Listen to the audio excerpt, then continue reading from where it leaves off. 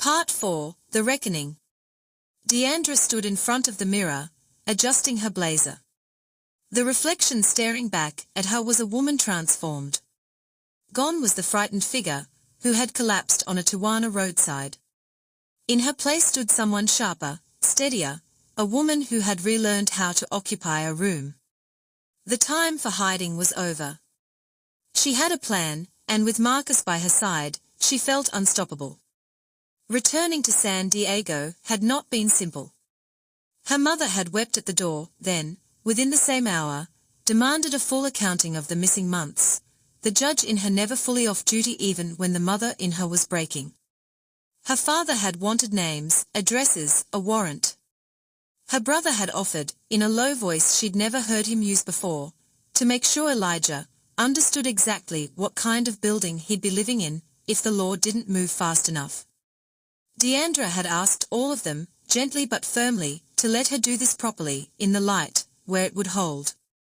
Using her family connections, she sought legal counsel from her best friend, the district attorney, a woman who had gone to law school promising Deandra she'd never let politics outweigh justice. She now made good on that promise with a fury that felt like love. Together, they built a case against Elijah, gathering the burner phone records, the motel receipts under false names, the medical documentation Marcus had quietly, carefully compiled the night he'd found her, determined to ensure Elijah faced justice for the abuse he had inflicted upon her.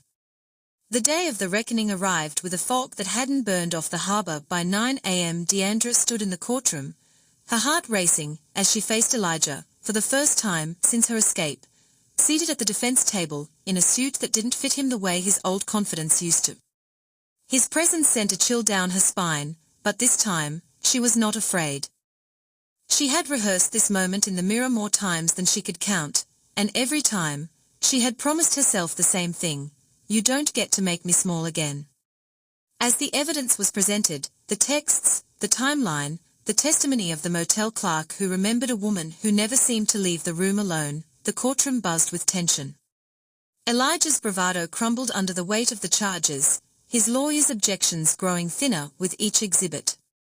Deandra felt a sense of empowerment she had never known, watching a man, who had once controlled every hour of her day, reduced to arguing technicalities in front of a judge who was not, for once, her mother. She was no longer a victim but a survivor, reclaiming her narrative one sworn statement at a time.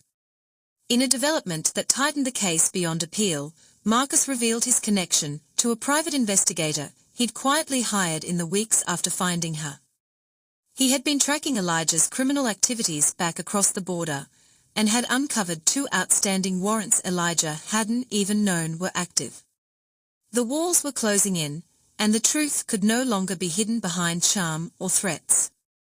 Deandra watched, dry-eyed and steady, as Elijah was taken away in handcuffs, the final piece of her puzzle falling into place. As she left the courtroom into the grey daylight, flanked by her mother on one side and Marcus on the other, the weight of her past lifted slightly, enough that she noticed. For the first time in over a year, she could breathe all the way to the bottom of her lungs. Deandra had not only confronted her fears, but had also found the strength to seek justice through the very system her family had devoted their lives to, paving the way for a brighter future she intended to build with her own hands.